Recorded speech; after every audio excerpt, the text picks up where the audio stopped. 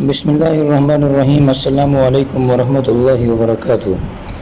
Class 5 کے پیارے بچوں، میری اور آپ کی کتاب میں تقریباً کچھ پیچز آگے پیچھے تھے، تو آج اس لیے میں یہاں آپ کو دوبارہ یہ چیزیں آپ کو پڑھا رہا ہوں کہ دیکھیے یہاں پر اعادہ پیج نمبر 6، اس کے اندر جو حروف تہجی لکھے گئے ہیں ان کو آپ نے ایک بار پڑھنا ہے، اور ساتھ میں اس میں کچھ حروف ایسے ہیں کہ جن کی طرف آپ نے توجہ ذرا زیادہ دینی ہے۔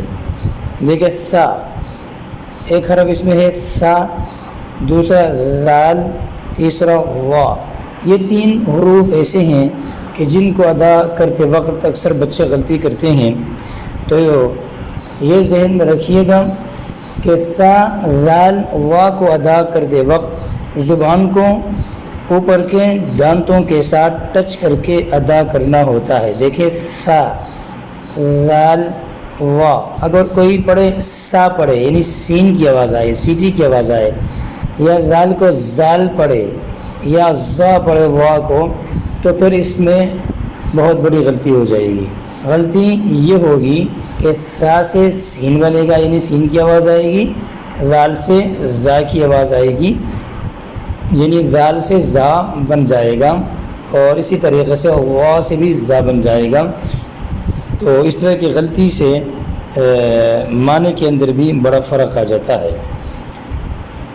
دوسرے نمبر پر حا اور خا، عین اور غین، یہ جو 4 حروف ہیں اس میں بھی فرق آپ نے کرنا ہے، ان کو آپ نے بار بار پڑھنا ہے تاکہ ان کی ادائیگی آپ کے درست ہو جائے۔ عین اور حا یہ گلے کے درمیان سے ادا ہوتے ہیں، غین اور خا یہ گلے کے بالکل آخری حصے سے ادا ہوتے ہیں۔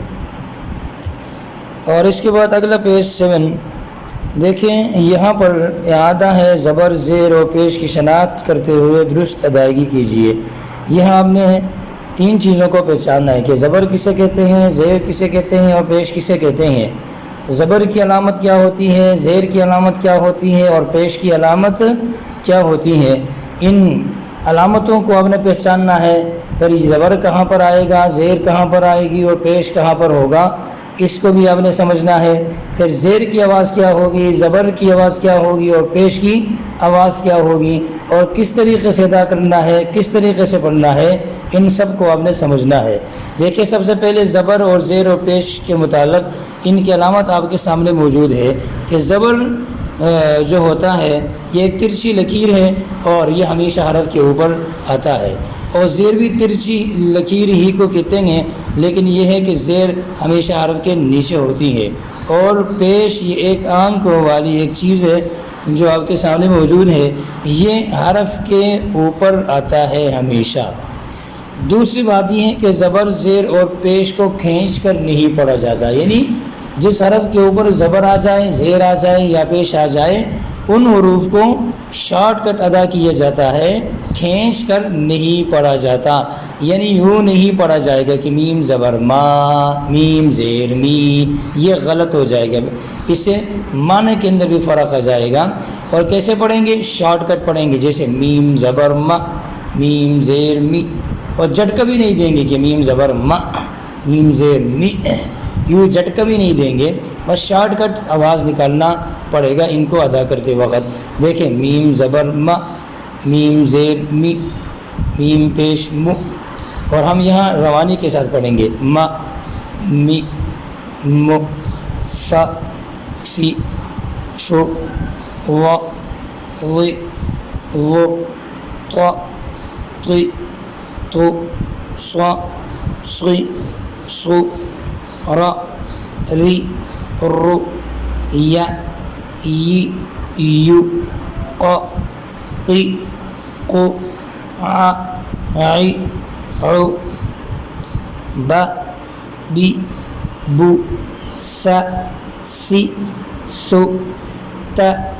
تی، تو، زا، زی، زو، لا، لی، لو، جا، جی، جو، صا، ضا، ضی، ضو، ا، ای، او، ح، حی، حو، خ، خی، خو، و وی و ذ ذی ذو د دی دو س سی سو ن نی نو ش شی شو ک کی کو ہ ہی غو غ غی غو۔ اس طریقے سے آپ نے ان کو بار بار پڑھنا ہے تاکہ زبر زیر اور پیش کی پہچان اور شناخت بھی ہو جائے اور ان کے درست ادا کرنے کا طریقہ بھی آپ کو سمجھ میں آ جائے اور آپ کی زبان ان کی ادائیگی میں عادی ہو جائے۔ تو یہ اسی وقت ہوگا جب آپ اسے بار بار پڑھیں گے اور اس کا مشق کرتے رہیں گے۔ اور اس کے بعد اگلا پیج ہے پیج نمبر 8۔ یہاں دیکھیں زبر زیر اور پیش کی شناخت کرتے ہوئے درست تلفظ کے ساتھ پڑھیں۔